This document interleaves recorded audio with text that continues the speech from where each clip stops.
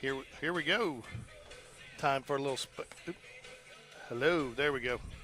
Time for a little Spain Park baseball JV action here today at Pelham High School.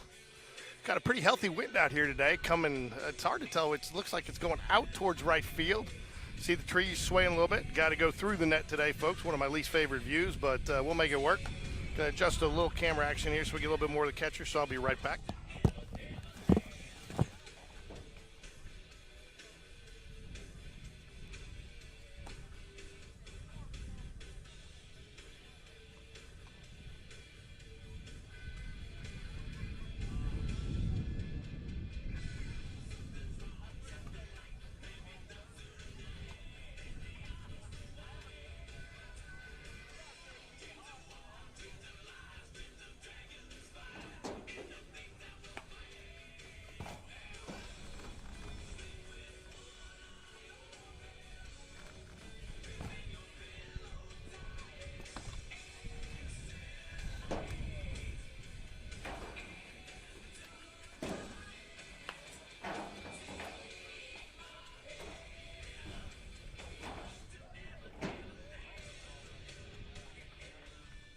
Leading off for Spain Park, number 28, Phillips.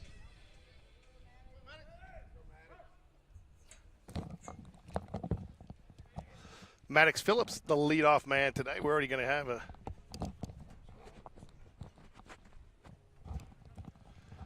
have a conversation at the mound about something. I'm not sure what. The umpire's out there looking at something in right field.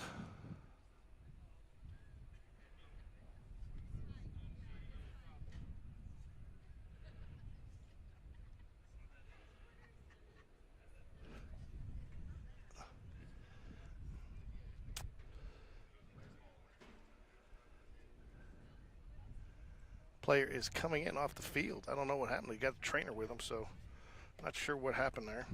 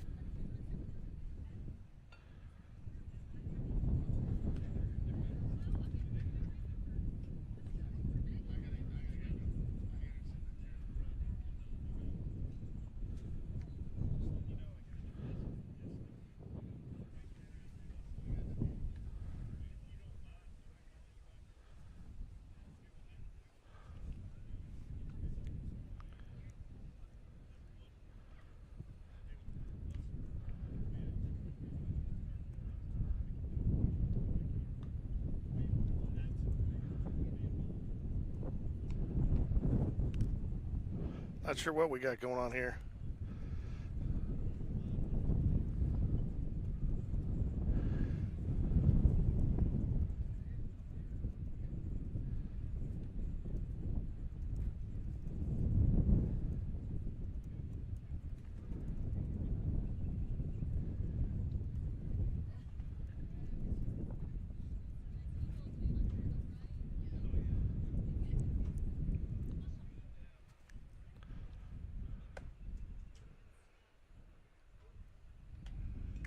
Going with a different pitcher, maybe? I don't know what's going on here. We'll try to figure it out here. Now we got somebody else that looks like going out to right field.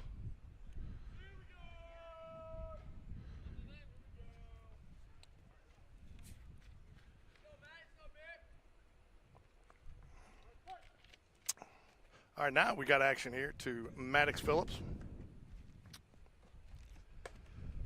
Ball's going to miss just high.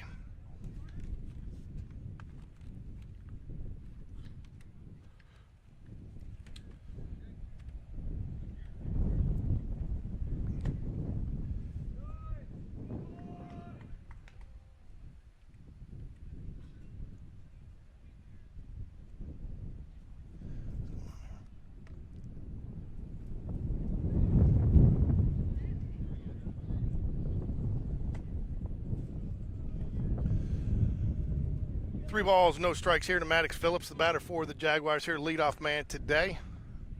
Healthy wind. I'm sure you can hear it coming through the microphone.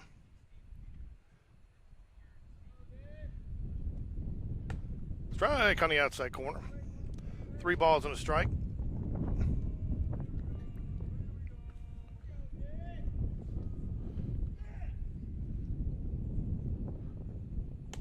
Ball 4 misses low. Leadoff walk for Maddox Phillips. Get game changer going here for you guys in a minute between innings, folks. Now batting number 4, Smith. Brody Smith steps up to the plate for the Jaguars. Big night the other night for Brody Smith. Had a triple. Had a nice day at the plate.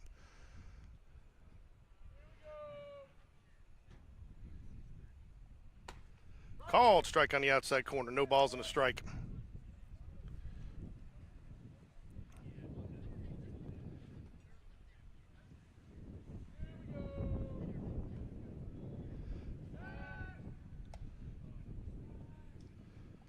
Quick little pickoff move over there to first base. Doesn't get him fooled.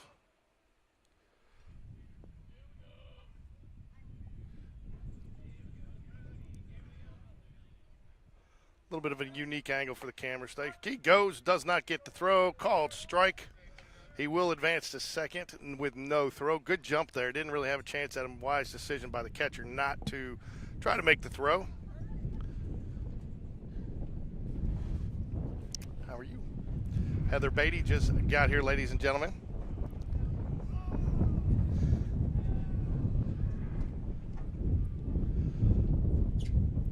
No balls, 2 strikes here to Brody Smith. I guess is playing second base more than likely today for the Jaguars. Depends on who they got on the mound. Have not seen that on the card yet. Ball misses outside. 2 balls and a strike. Or 1 ball and a strike, sorry. 1 ball, 1 strike. Jones on deck for the Jaguars.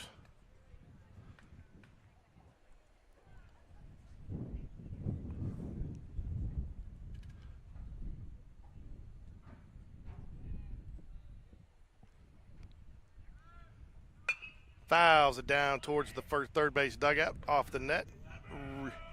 Third baseman will go chase it down, and we'll do it over here again. 1 ball, 2 strikes, Brody Smith. Jones followed by Price, Jacobson, then Wyatt Beatty, Connor Dabbs, Peyton Cernilia, and Hudson Hibber will round it out for the Jaguars lineup today. Still do not have a pitcher listed. Line drive, nice shot. Brody Smith over the glove of the third baseman. Coach Whitaker going to send him. He bobbles it, not going to get home. Smith wisely takes the base. Good alert base running there to go ahead and get second when he was bobbling the ball out there in left field. Jags on the board early here. 1-0, nobody out here as Taylor Jones steps to the plate.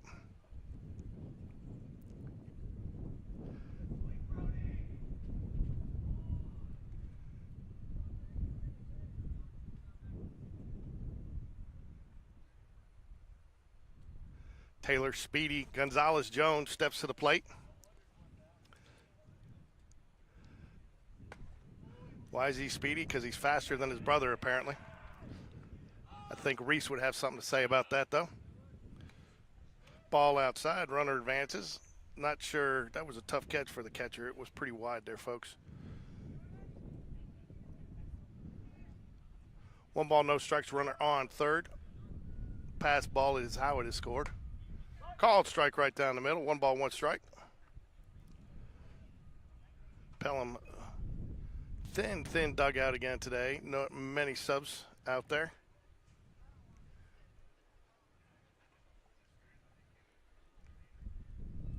Ground ball, right side of the field. Foul. 1 ball, 2 strikes to Speedy Jones.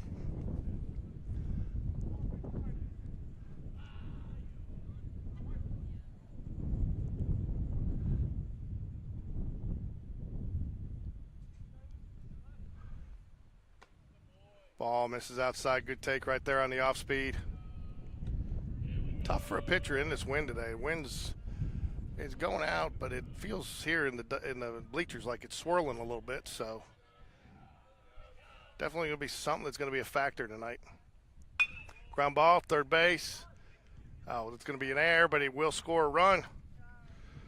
Kind of ate up third baseman there. Couldn't decide which way he wanted to play that hop. And Taylor Jones will reach on an error, but he will get the run in. So Jags now lead 2-0 here, top of the first.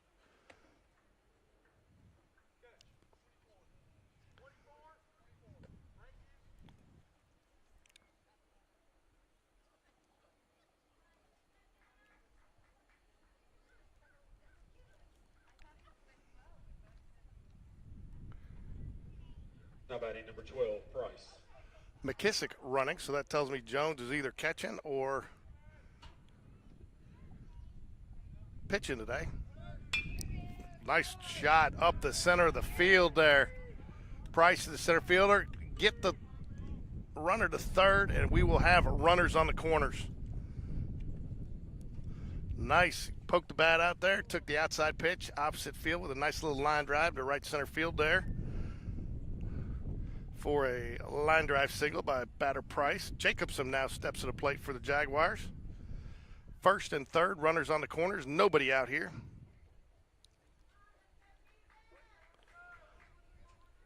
Now batting number 17, Jacobson.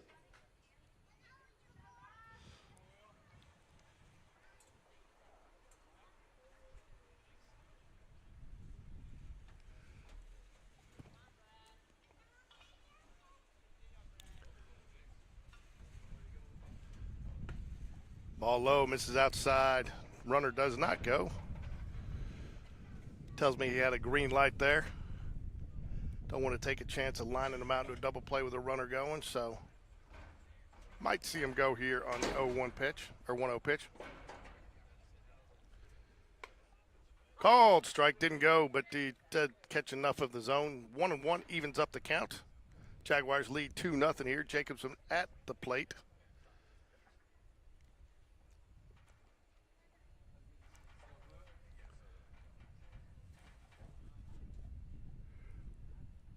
Ball high, 2 balls and a strike.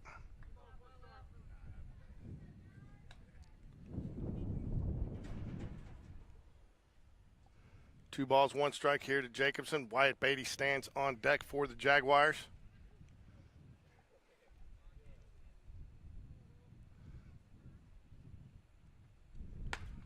Called strike. 2 balls, 2 strikes. Outside corner, he wasn't going to swing at that one. It's a nice pitch.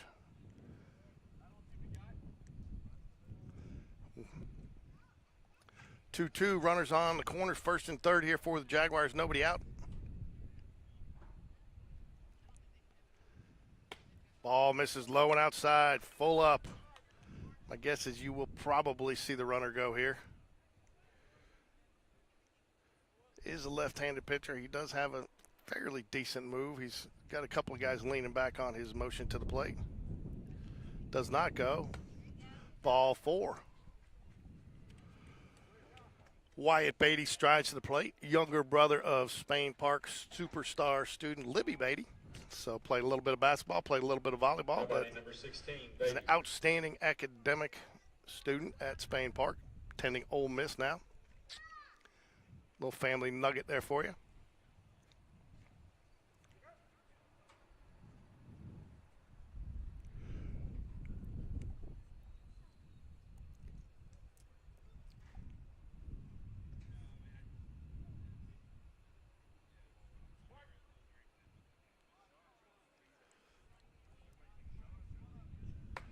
Called strike, belt high on the outside corner.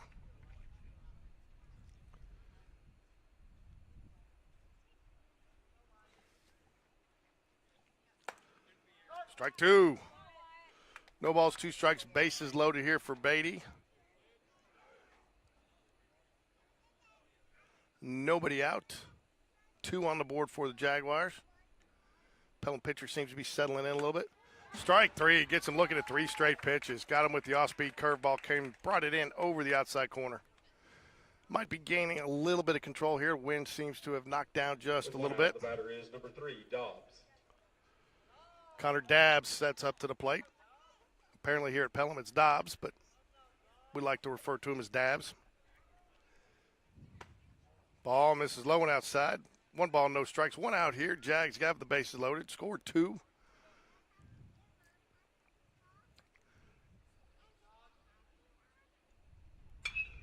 Foul down the left field line, going to get out of play.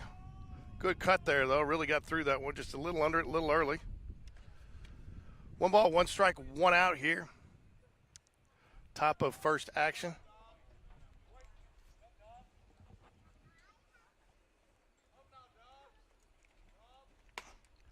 Ball misses outside. 2 balls, 1 strike here. Bases are loaded.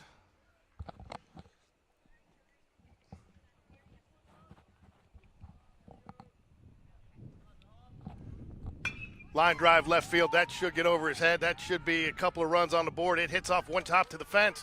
That'll score 2. It's Coach Whitaker is going to send him. It's going to be a stand-up double for 3 RBIs for Dav. Bases clearing, stand-up double for Connor Dabbs, ladies and gentlemen. 1 out here. 5-0 here. First inning action here at Pelham. The first of our 2-game doubleheader coverage today. Area action. Spain Park Varsity will be up next. Most likely see Charlie Cosmo Kramer on the mound for the Jaguars tonight, going for a sweep and what could be a clinch of ball high. Clinch of at least an advance in the area. It all depends on what there'll be some interest in that Helena-Chelsea game. If Chelsea can get that win, then Jags would have to win 1 of 2 next week against Helena to advance. Called strike, low outside corner there.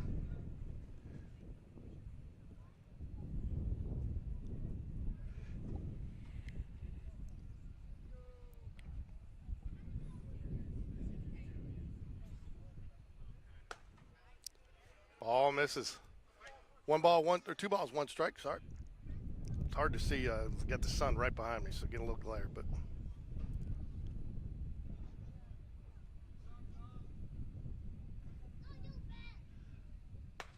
called strike, nice pitch.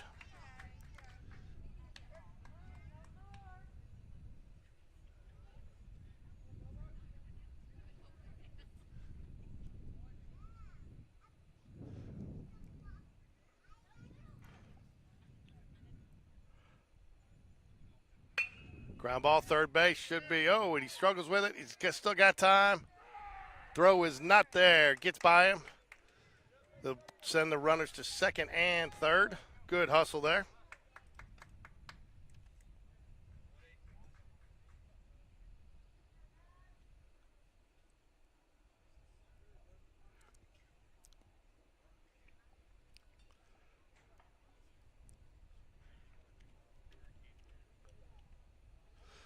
One out here, runners at second and third for the Jaguars. Called strike. Pitcher for Pelham has not done bad. He started off a little slow with a leadoff walk, but just a couple of errors, and the Jags with a couple of timely, nice base hits. One by Brody Smith, one by Connor Dabbs, and one by Price. That should be a base hit right through the gap. It's going to score at least 1.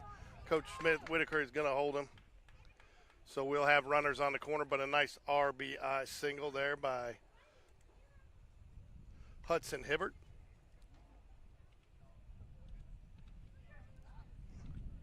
6-0 here. Jags lead top of the first. Back to the top of the lineup. Maddox Phillips will step to the plate here with 1 out. Walked his first at bat. So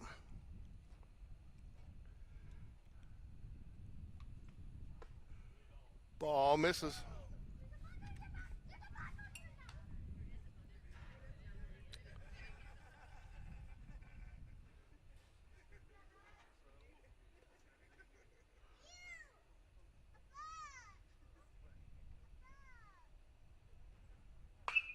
Fly ball right side of the field. Should get down. It's going to be extra bases. He'll be looking maybe 3 on this one, folks. Nope, Coach Whitaker's going to hold them both.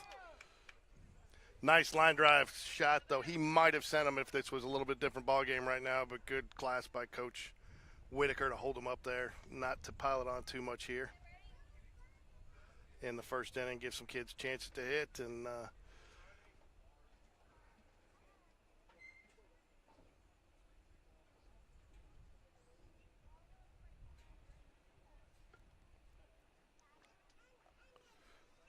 Looks like we may have a pitching change here. Again, I don't know how much this really falls on the pitcher. A couple of errors could have gotten us out of this game pretty easily. They are hitting him. Have had a couple of hard hits, but he's finding the zone. So he may just be talking to his defense here. They do only have 1 or 2 players in the dugout there, so not a very deep bench here, somewhat like the Spain Park JV team.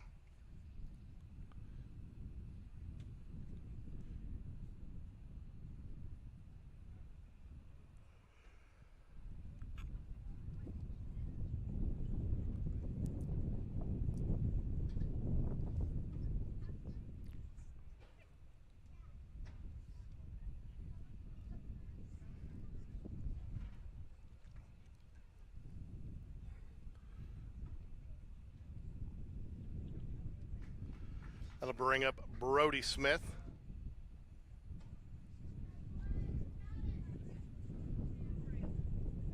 With runners on second, third. Brody's been hot. First inning single, line drive just over the outstretched arm of the third baseman. Led off to this game with a triple.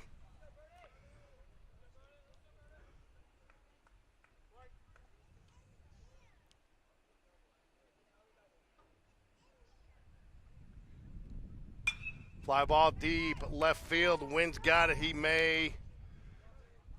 Does not fall. Falls foul. Just was tailing away from in the wind the whole way.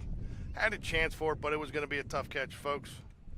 Sorry, just outside the camera. Not the best camera angle today. Not my favorite from behind the net. And the way the camera has to sit, it looks at an awkward angle, but it's better than nothing, I guess.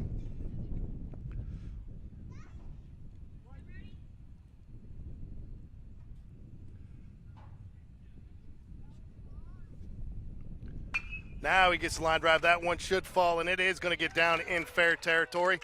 Another hot hit by Brody Smith. It's going to be a double.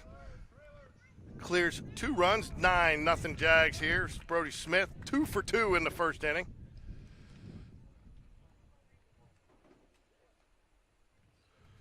So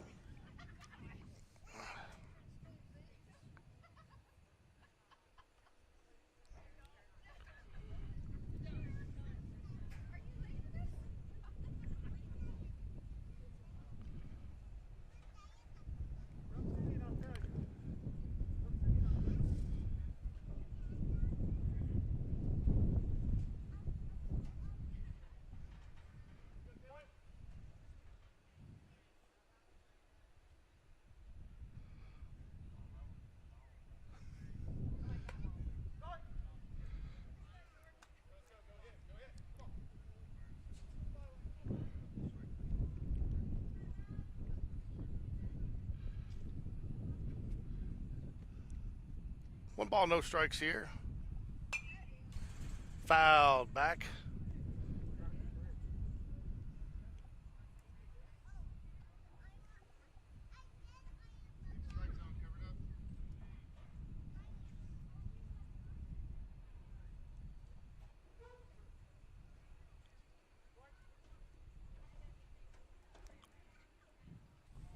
One ball, one strike here to Taylor Jones. Fouls it back out of play. 1 ball, 2 strikes. 1 out here. Jags lead 9-0.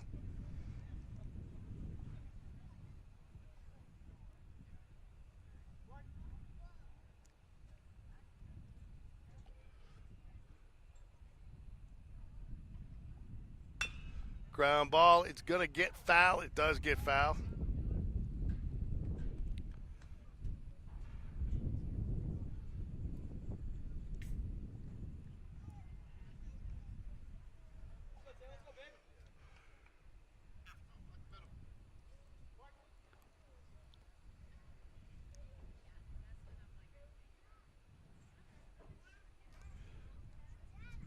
Ground ball, third base, should be a routine play. He bobbles it just a little bit. Good throw over there, gets the out. Runner has to hold. That'll be the second out of the inning. Price will step to the plate for the Jaguars. Had a nice line drive single to the right side of the outfield, right center field last inning. Drove in a couple of runs. Try to make it a 10 spot here for the Jaguars in the first inning.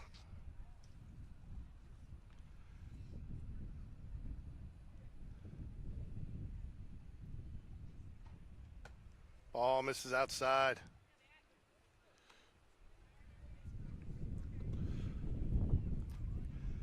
Second game of our doubleheader action tonight will pitch at 6:30 tonight. That'll be game 2 of the Pelham Panthers versus Spain Park Jaguars area series.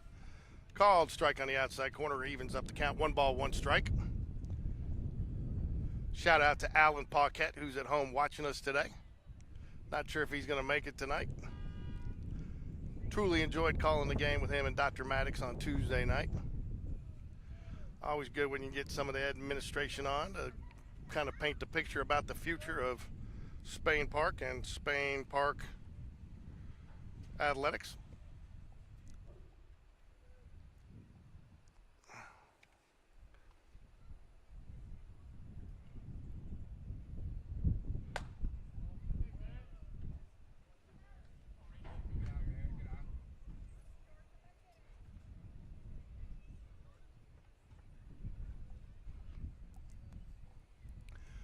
Three balls and a strike.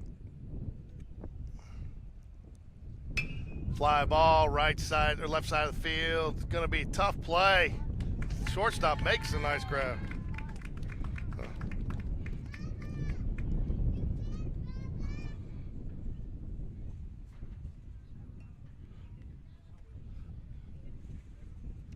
Jags get 9 there, first inning action.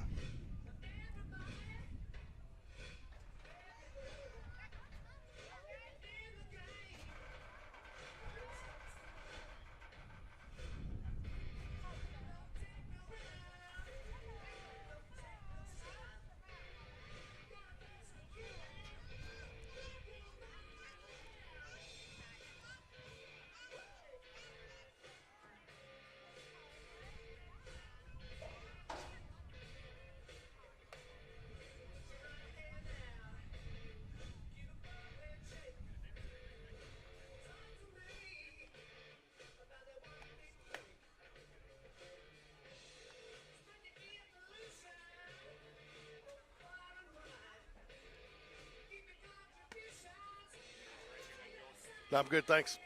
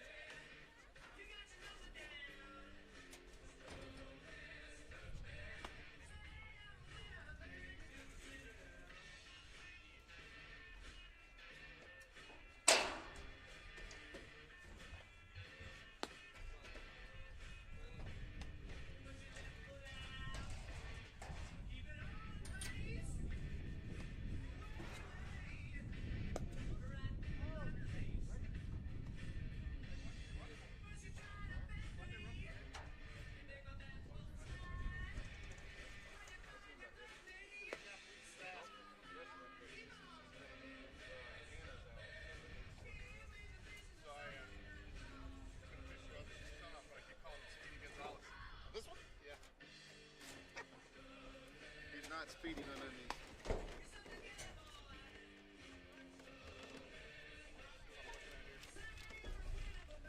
That'll be a better angle.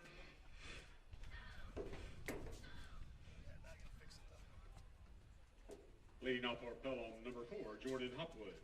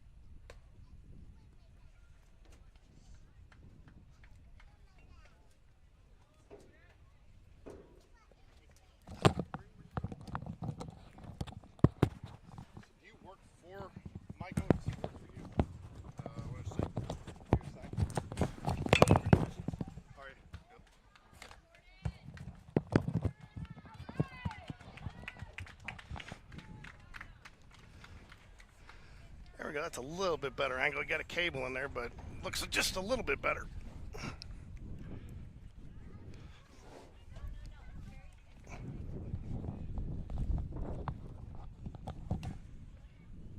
Now batting number 16, Fisher Brooks.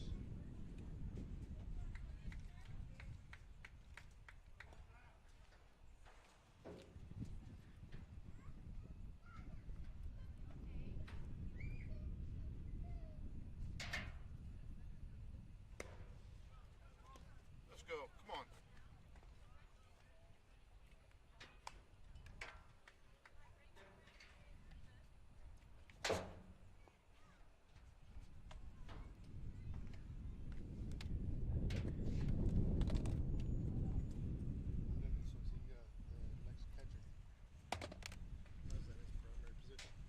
They don't have one.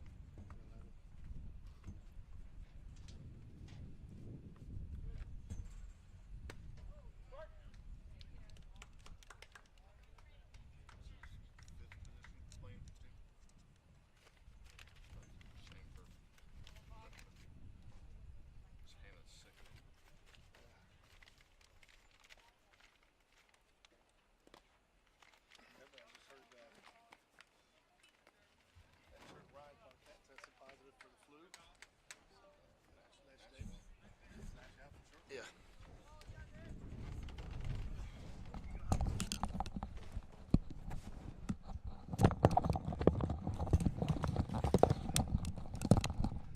You should be hot.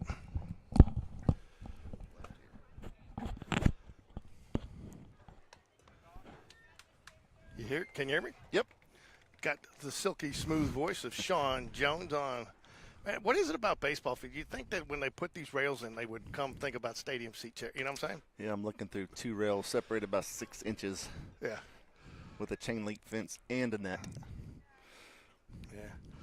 I'm not sure I did much better with the, maybe a little bit better with the camera angle. Now I got a cable in the way. But Oh, good pitch. Makes count 3-2. Woodard's got a little life on the ball. That was hard. yeah, who's pitching today? Colin. How is it? Yeah, I tell you, that's one thing, Sean. I think you got to be excited about the future of the Jaguar program. It looks like that they've done a nice job developing some pitching. They got some guys that, with typical JV, JV. Is that yours or mine? Typical JV, challenges, finding some control, some consistency. But they've got some guys that have some good stuff, and they're mixing a nice number of pitches and have some decent velocity. I agree with you. I think there's a bright future, definitely with the kids on this JV team. So it's good not to see a bubble coming through the program, though. So they should be able to backfill pretty easily next few years.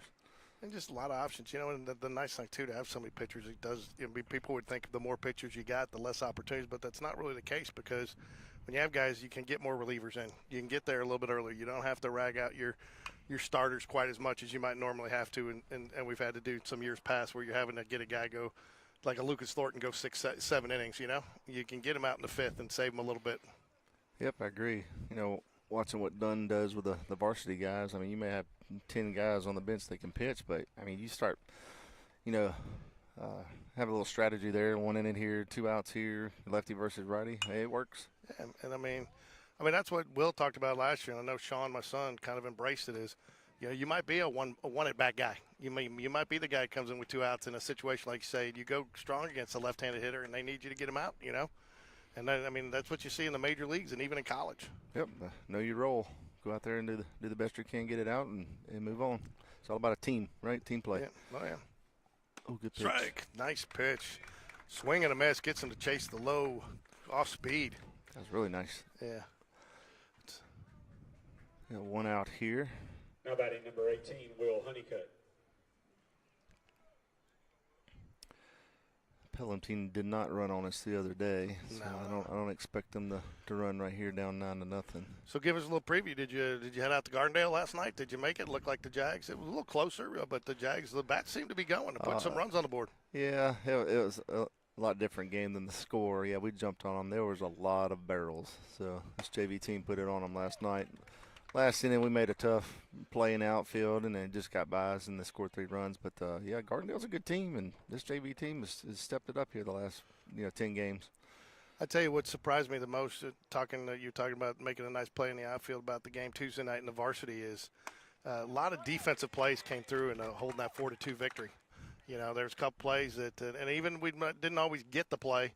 We kept the runner, from being able to advance and keeping a force out. And then, Jack Sellers, that heads-up play, we're turning 2, which I know the coaches thought he was a little slow getting over there, but good heads-up awareness to come home with it and get that out, and get him out of the inning. Yep, clean play is an important piece of it. We talked about it before. I think before the Chelsea series, especially McQueenie reducing the walks, and even if he does walk, kind of limited the number of pitches. There was a couple of innings he got quick, 10-pitch, 12-pitch, innings that allowed him to get through the 6th. So getting through the 6th inning, and then also the clean play, that's important. It's been a nice surprise this year too. When I say surprise, I don't mean it negatively. Is just he's had to work back from injury. Is Max Vincent? He's been a nice little reliever to come in. He's come in a couple of situations, and he's got some confidence. He's throwing strikes, and that's what you got to have with a reliever that comes in. Strike thrower, yeah. He came in and closed out, and I think they hit 3 balls, but they were all fly balls if I remember right. So I mean, playing the contact, let the defense play. Well, isn't that what Bull Durham says? Strikeouts are fascist. Yep. So do Reese and Taylor, right? I don't want to call it Taylor, but do Reese and Taylor get to play on the same XL team, or you got to be in 2 different places? Yeah, it's separated by age, so there's a 2-year difference there between these guys. Oh, 2? Okay, I thought they were. Yeah, that's right, because he's just a freshman, right? Yeah, he'll be on the 15U, and Reese will be on 17U this summer. Good news is we may be in the same ballpark for once in my travel career. Yeah, no kidding. So you can save a little money, and I can see both of them. Oh. Fly ball, going to get fouled, but they're going to give chase down the left field line. We don't have. Oh, he's going to get there, and he does. Nice play. It's out of the camera range, but great job getting over there. And I'll tell you what, too, what was even more impressive about that, Sean, I don't know if you saw it earlier in the game, and the wind has died down a little bit, but the wind is really messing with that ball. Absolutely. And it's made it difficult to catch. So he did a nice job getting over there and adjusting back to the wind. Yep. I was more impressed, too, with Colin. He had the error there in the first inning and then the walk. But after that, he found the spots in the strike zone there with 2 Ks and then getting that last fly out. So, good recovery. So what you looked at tonight's second game that we got, the matchup, the varsity, they're trying to go for their second sweep in the series, which will really do a nice job. You got to figure significantly increases their odds of advancing out of area if they can get the win tonight, regardless of what happens. What challenges do you think the Jaguars face tonight? Just get out of their own way? Stay out of their own way? I stay out of their own way, absolutely. Yeah, I would much rather have Helena have won that game last night. They had 2 3-0 teams. That still puts a little bullseye on your back. But right now they're in the driver's seat, so stay out of your own way, absolutely. So. Yeah, and I mean it does get a little dicey. If Chelsea sweeps that series, then you got to at least make sure you win 1 out of 2 next week. And then they're vying for that second spot. You clinch area, I think, with that scenario. So there's a lot of, there's more good scenarios for the Jags as long as they win tonight. If they don't, then it opens up a whole lot of possibilities that are not good. Oh yeah, just win. Keep on winning, keep on playing hard, playing clean, and good things will happen. But I do like our odds. Yeah, Charlie Kramer's been pitching well, and I think one thing you got to remember about Charlie is he gets stronger as the game goes. He may be a little shaky in the first inning, but it takes him a couple of batters to find the zone and get his rhythm going. But once he does, man, there were some big clutch outs in that, and on the road too. Not a lot of guys can do that on the road consistently like he has. Yeah, it's nice for McQueenie, your number 1 guy, going. He gets to pitch at home every week. And then your number 2 guy has to go on the road. But yeah, that is the best I have seen Kramer pitch in the last 2 years watching him. Man, yeah. Once you say after that first inning, he dialed in, and that he can throw strikes anywhere he wanted, any pitch. So it was fun to watch. Now, do you think they did have the luxury, and he got over 100 pitches in that Chelsea game, but you knew you had spring break coming up, so you had a little bit more time to rest him. You got the Helena series behind you. Does that factor in a little bit of how long he goes tonight? I think you're going for the win tonight. So if it's going to cost us 100 pitches, then he looked good at 100 pitches. I'll tell you. It wasn't like he was laboring or throwing balls. He was still. He could have thrown under 20, but yeah, I think you let him go. It's his game to lose. So it does sound like, I think we mentioned, might have a few guys out with the flu tonight, which has been running rampant through the team and through some of the parents, from what I understand. So what do you think? How much of a shakeup do you see in the lineup tonight? Oh, ow. First pitch right there between the shoulder blades. Yeah.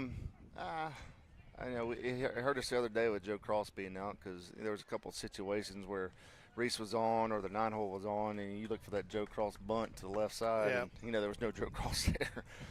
So I hope he is back, and I'm thinking he is. But there's some couple other players that are suspect tonight. So again, it gives other kids opportunities, and come out here to make the best of it. Yeah, and I tell you what, that's kind of a little bit been the story of this team this year. Next man up, right? Next You've man seen up. a lot of guys, and you've seen different pitchers. Logan Bradford and. Yep, Bradford's earned that spot on the rotation. I tell you, one I'm really impressed about is Bragg, coming off the JV team, coming up there. He is playing with a chip on his shoulder. I love watching it. He just gets after it. I don't care if he strikes out. I don't care if he misses the ball. I don't care if he gets hit. It's the same Brody Bragg. So he is wide open. It's fun to watch.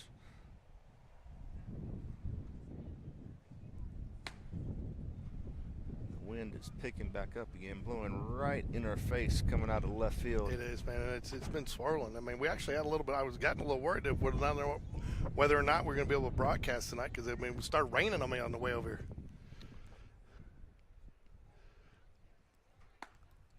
Ooh. Called strike there to. Who's this? Hey, what's the deal with Taylor? He shows up, he steps up to the plate. He's 23. He's 10, and he's 23 on the roster. I think that's you move up from freshman to JV. It is what it is. I got you. Be happy you're playing. Fly ball, center field. Corral should have it pretty easily. He does. Makes the catch. Runner goes back to first. First out of the inning. That brings up Connor Dabbs. Dabbs had a bases clearing triple the first inning. Looked like it was going to have a chance, but into the wind it went, and into left field it went too as well. Yeah, he's been swinging the ball. Oh, he's swinging the bat nicely. Strong as an ox. The one I've been looking to get going is the one before Wyatt Beatty. He has been swinging it nice. He's just missing it just a little bit. If he can get it going in a rhythm, he's going to be a force to be dealt with. Yep, he's good. He's got good hand-eye coordination, so it's just a matter of just finding the barrel. Once kids learn that, they find the barrel, the strength will take over them, and you get a lot of base hits. I mean, he's got a great swing, just missing it just a hair, and some of that could be multiple things, just being a little over anxious, pressing a little bit, just a little timing, and then once you bring all that together, and that's what JV baseball is all about, right? Yep, it is. Oh, good pitch. Curveball there. Yeah, it's good, especially, why being a younger kid on the JV squad. It's oh, good. Is he? Yeah. Is he a freshman? Mm-hmm, he is. I didn't realize that. I thought he was sophomore. Yeah, he started the first of the season. Him and Nick both started on the JV team, so you got 4 freshmen on this team. But to get the reps at the JV level, that's important. Build some confidence going into next season. It is. I think it's good too. That I think they've done a nice job spreading out the talent between as we've had to bring some guys up to varsity, they've filled those spots into guys, and those guys are getting reps. They're making sure they're getting reps even though they moved them up. Ooh. Dabbs, I mean, that was a tough play right there. I'm not sure I would have made that throw, but in between hot to third base, misplayed. That's an error there, but Dabbs at first, and Jacobson moves to second. That'll bring up Peyton Signelia playing some second base tonight.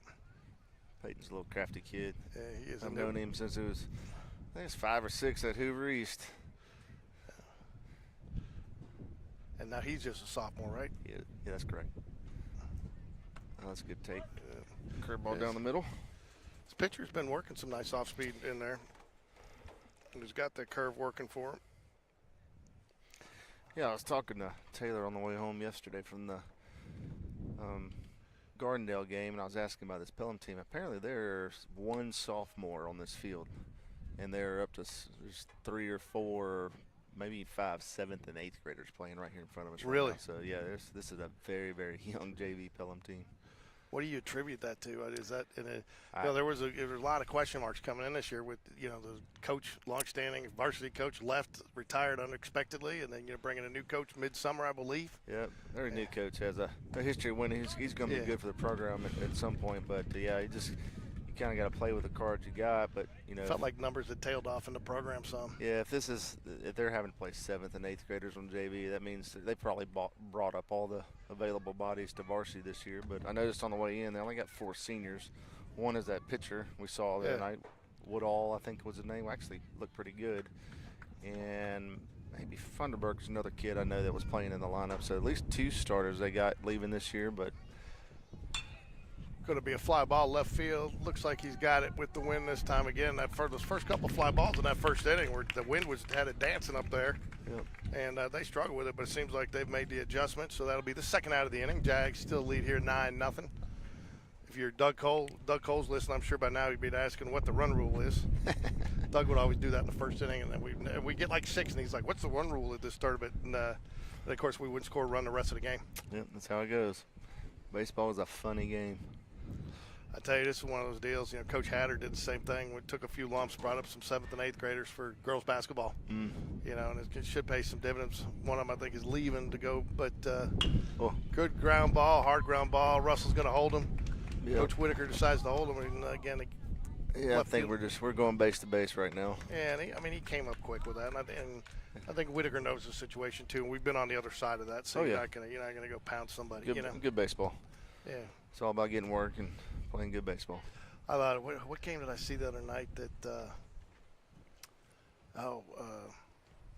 The Duke game against Alabama. They had a chance to go for that last jam at the end of the game. And he dribbled it out. After they got it down there, didn't go for the extra points, just ran out the clock. I thought that was a class act. A lot of players would go for the show, the ESPN top play, That's and right. They just dribbled it out and got out of there with their win and move on to the next round. I saw some good news for you today. Foul ball. What did you say? Saw Broom. Totally 100% clear. Oh, yeah. No limitations. Shania Broom is ready to go. No limitations. He's Healthy motivated, squad. fired up to go, and whatever scare that they had with that elbow has kind of gone away. Heck, I was almost equally as scared watching his ankle. No kidding. He rolled it all the way over, but yeah, good news. Otherwise, that would have been a big blow. I know he's a big part of what Auburn does, but I almost wonder if, and I'm not going to say you sit there and say you don't want to lose anybody, but Chad Baker-Mazar has been a critical part of that. I mean, he's almost been an equal force to deal with this year for him. Oh yeah, he always. It's usually late second half, and all of a sudden he gets a little chip, and he just starts firing off some balls and scoring and he gets in people's heads. Of course, we've seen that throughout the year, but because he's gotten ejected a couple times, hasn't he? Yeah, who doesn't want that type of player on your team though? Yeah, you don't want him on the other team, so you might as well put him on yours. So, but no, I think he's been somebody. It's a nice 1-2 punch that you got going there, but you can't overlook. If you overlook one, the other one's going to hurt you. Yep. And then you got Todd Pettiford and Cheney John. You got a lot of players on the team. There's a lot of veterans there, so that's a lot to do with it. But it's nice to play with the same guys for 3 or 4 years in a row. Full count base load. Max Phillips has had a nice day at the plate today. Led off with a walk and then had a nice double down the line. Double down the line. It was a solid shot. Couldn't see it totally on the camera, but. Oh, he's set on that one. And that's going to be another hard line drive to right field. Is going to score 1 and 2. Maddox at first and another runner to third there. So first and third with 2 outs. But 2 more runs for the Jaguars brings it to 11-0 here in the top of the second. Might have some time to kill between games. Yep, Mr. Smith's going to have his third at bat here in 2 innings. And you know what? Pelham is, what it means to the Game Day Sports Radio broadcast, right? No, I don't. This is where the snack of the game was born. After funny. I saw you come back with a full grab bag, a full grocery cart of snacks from. I do remember that. It was like a combo pack. Yeah, it was a right. combo pack, and you were bought like sitting 6 over there on that side, weren't Yeah, you? yeah. I remember that. And you came back with like 6, and I made a comment that Sean Jones just went to the grocery store, came back with a grocery store of concessions. Yeah, that's funny. My memory for this field too. This was Reese's first game to play as a varsity member. Really. Sam, remember, I don't know if he was in right field that game, and he ran over the catcher. Got ejected. I do. So they had to do some maneuvers. Reese ended up at second, and he's played ever since. So this field brings back some memories. Fly ball. Had him reaching on that one. Yeah, he did. So Will's gonna kill me because I told him earlier. I texted him and said, "Your son's crushing the ball." And then he hits that pop-up. But, I mean, Brody had that triple the other day, had a line drive just to let's start the game. He had a nice little double down the line that he got with this. Looked like a nice little stripe in that drive down the middle of the fairway, you know? Yep. He's seen the ball well. A lot of kids on this team have seen the ball well. There are lots of barrels. So you've seen this JV team a little bit more, you know, every year we talk, you know, and it's a little different this year with Arias starting earlier, but every once in a while you see a kid come up from JV. You see anybody coming to make the playoff run with the Jaguars? I think Michael, I like Michael Johnson, and he's playing with varsity today as a backup because I think Paquette may be sick today. He is. So I think Johnson, that's why he's not playing here. So he's going to dress out, kind of a backup. I think he's got potential, especially that the infield's kind of a short staff. There's not a lot of backups there, it's second, short, or third. But he has a good bat too. So savvy baseball player, he's got opportunity.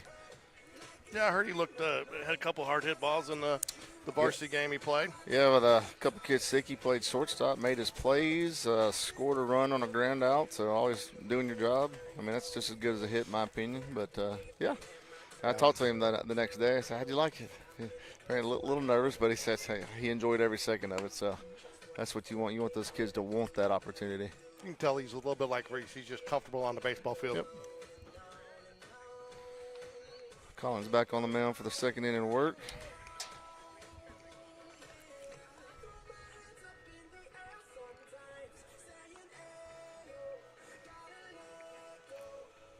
Four errors for Pelham in the first inning. That's just tough for any pitcher to overcome. Yeah. Jags have 11 runs on 8 hits.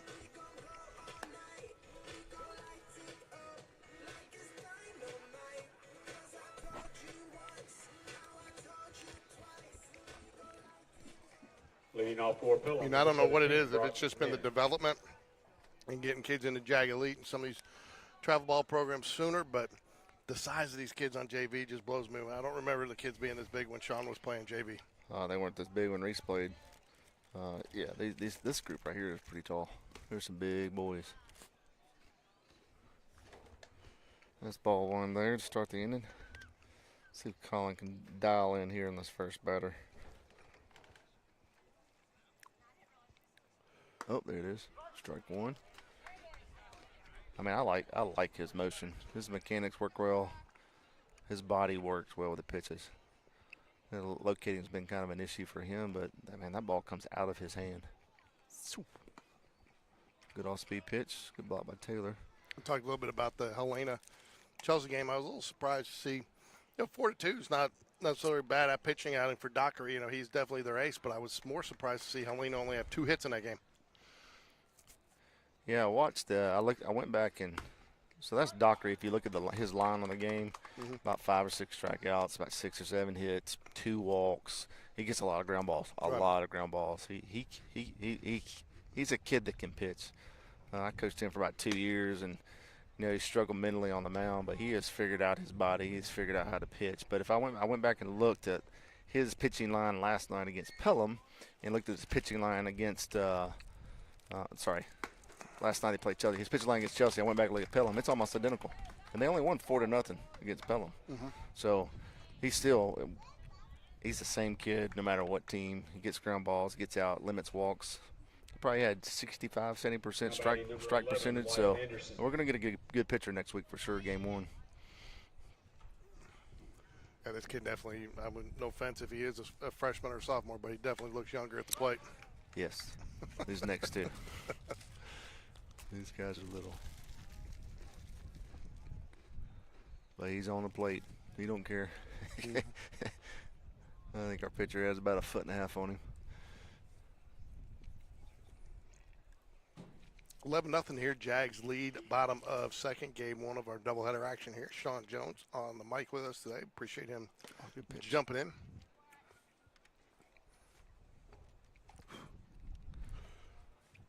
Does Taylor pitch at all or no? He does. He pitched probably 3 games ago, so he's had 1 opportunity to pitch on this team. Freshman team, he had a catch like every other game, so he didn't pitch much. But yeah, he pitches. That was hard. Yeah, I don't know that you can catch that one. I always thought that was the hardest one when Sean was catching, is to go upstairs high sometimes, especially if you're expecting something low, maybe, Oh, yeah. It's one of those pitches you got to keep right below the eyeball. As soon as the batter's eyes come up, they'll take all the time. He's got to get over the plate here. There you go. Nice golly. hit. Great hit. Tell you what, nice little hit for that kid. Yeah. You can tell by the crowd. That was a big deal for that kid. Good for him. Of course, if he's 7th or 8th grader, man. Yep. If you're just assuming that he is by the size, but Now batting number 6. This may be his classmate right here.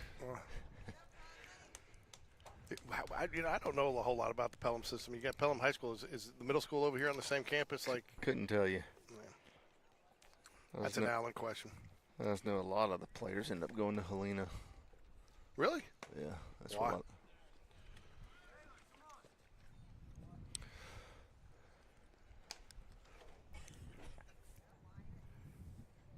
Ball 1, runner advances there on the pass ball. Now, is he as hard on himself as Reese is? No. No. He's more laid back and more. He's hard on himself right now, but it'll pass really quickly. Oh, my gosh, another hit.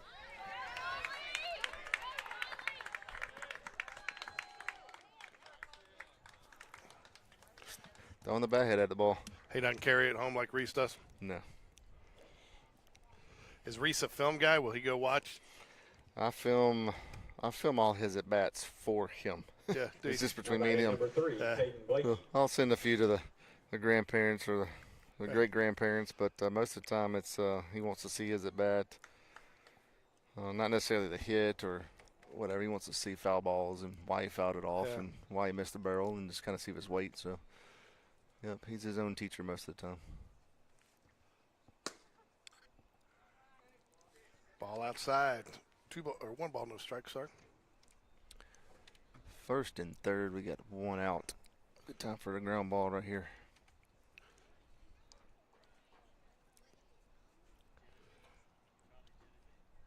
Two nice hits there, though, but from the bottom of the order. Ground ball back. He's going to cut. He's going to cut. Oh, he could have gone home, got him at home, but decides to give up the run and get the out.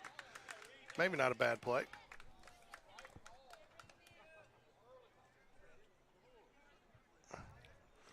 The kid was going no matter what, wasn't he? Oh yeah, he took off. Probably could have got it, but probably the safe play with an 11-run lead to batting go ahead and number get the 4, runner at first, huh?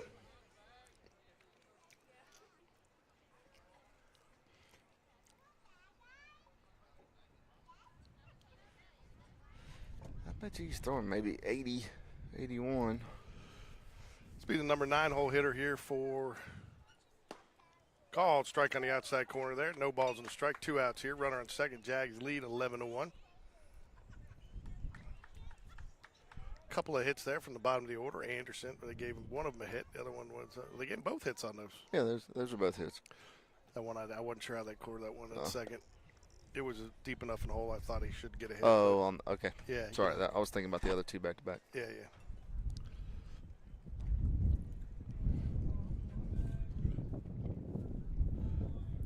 1 ball, 1 strike. Wind is picking back up here. Swing and a miss. Strike 2. Whew. He looks very effortless on the mound right now. That's what I'm saying. When a pitcher looks like there's little effort, that means his mechanics are definitely in line. He's just got to get it around the plate.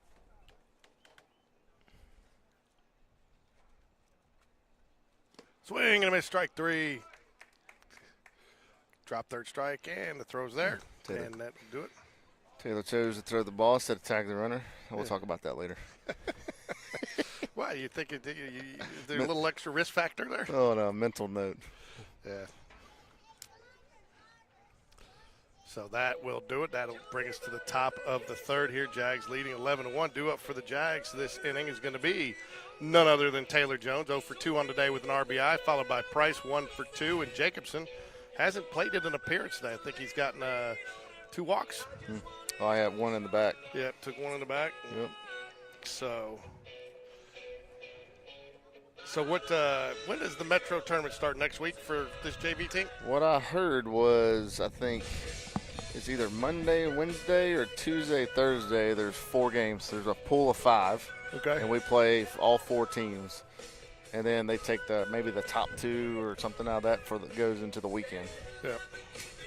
So apparently they just added another team. So I know we're playing John Carroll, I heard, and have Lena. I'm not sure of the other two. This will be a fun little tournament. We have enough pitchers to do that. Oh, you saw it last week with the spring break tournament. We had 6 games in 6 days and go 6-0, so a lot of good pitching. Yeah, so going to bring back out the pitcher for the second inning. I don't have it. Let's see if we got a name on him. It is Woodward. McMinn. No, Woodward. McMinn's McMinn's in pitching now. He's an old Hoover East kid, too, as well. I coached him back in the day. Yeah, he's a freshman. Is he? Yeah. Is there anybody you didn't coach that we play against? There's Pelham's got quite a few on their team. Their leadoff batters one I coached, Garen Fitz. Did you ever head coach, or were you always an assistant? At Hoover East? Yeah. I was assistant, man. Yeah, I was going to say, with 2 kids, I thought that was the deal with you. Didn't you get sucked into with Chris Clements one year? Oh, yeah, I was assistant then. That's when I moved up. Charlie, his son, was the 8-year-old, and Reese was the 7-year-old. Yep. Oh, yeah, I did that. I was commissioner there. I done quite a few. Ran the All-Star tournament. Those are good days. These aren't the good days. Oh, they're getting better. Those are still good days. And that will be his 3rd time to reach. Oh, no. No, that's Taylor. That's Taylor. Hit by pitch. Probably better off so we don't go 0-3. Hey, he hit it hard. He got an RBI. Put it in play. I'm just messing. Get a courtesy runner here. Dad's his, he's going to, what he does there is he forces Whitaker to have to go over to third base. Yep. It's like Nick's going to run for him. Nick McKissick's a great little athlete. We covered him in football this year. Enjoyed it. And when we covered some of our freshman action. Yeah, he does a lot of good things. Ball misses outside and low. 1 ball, no strikes here. A lot of effort. A lot of effort from that kid, whether it's basketball, football, baseball. He's quiet for the most part, but he's gonna do his best.